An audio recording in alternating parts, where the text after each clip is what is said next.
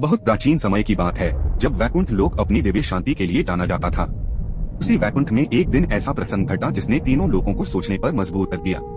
माँ सरस्वती, माँ लक्ष्मी और माँ गंगा एकत्र थीं। चर्चा साधारण थी, लेकिन विचार गहरे थे। विषय था, संसार को चलाने वाली सबसे बड़ी शक्ति कौन सी है। माँ सरस्वती का मत था कि बिना ज्ञान के मनुष्य अंधा है, न धर्म समझ सकता है न कर्म। माँ लक्ष्मी ने कहा कि संसार में व्यवस्था और विकास धन से ही संभव है। वहीं माँ गंगा ने शांत स्वर में कहा कि यदि मन शुद्ध न हो तो ज्ञान और धन दोनों विनाश का कारण बन जाते हैं। यह विचार विमर्श धीरे धीरे तीखा होने लगा। तभी देवर्षि नारद वहां पहुंचे। अपने स्वभाव के अनुसार उन्होंने हर बात में नया प्रश्न जोड़ दिया, जिससे चर्चा और उलझती चली गई।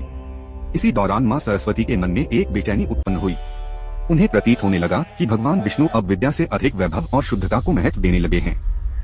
उन्होंने यह भावना माँ लक्ष्मी से साझा की, लेकिन लक्ष्मी ने मौन रहना उचित समझा। यही मौन सरस्वती को अस्वीकार जैसा लगा। भावनाओं के आवेग में उन्होंने कठोर वचन कह दिए, तुम्हें वैकुंठ त्याग कर पृथ्वी पर जाना होगा और साधारण रूप धारण करना होगा। यह सुनकर माँ लक्ष्मी विचलित हुई, किंतु उन्होंने इसे अपने कर्म का भाग मानकर स्वीकार कर लिया। कहा जाता है कि उसी क्षण उनके पृथ्वी अवतरण का मार्ग निश्चित हो गया। उधर वचनों की तीव्रता से आहत माँ गंगा भी क्रोधित हो उठी और उन्होंने भी सरस्वती को पृथ्वी पर प्रवाहित होने का आशीर्वाद सा श्राप दे दिया, ताकि मानवता को शुद्धि का मार्ग मिल सके। जब यह समाचार भगवान विष्णु तक पहुंचा, तो उन्होंने किसी को दोष नहीं दिया।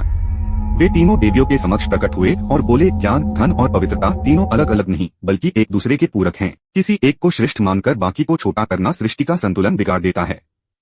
उन्होंने लक्ष्मी को बताया कि पृथ्वी पर उनका रूप अत्यंत पूज्य होगा, गंगा को समझाया कि उनका प्रवाह मानव जीवन को मोक्ष की ओर ले जाएगा, और सरस्वती को यह बोध कराया कि ज्ञान का मूल्य तभी है जब वह विनम्रता से जुड़ा हो। यही कारण है कि आज भी जीवन में सफलता पाने के लिए ज्ञान की समझ, धन की मर्यादा और मन की पवित्रता तीनों का संतुलन आवश्यक माना जाता है। अगर आप भी मानते हैं कि संतुलन ही सच्चा धर्म है, तो मन से लिखिए, जय श्री हरि विष्णु।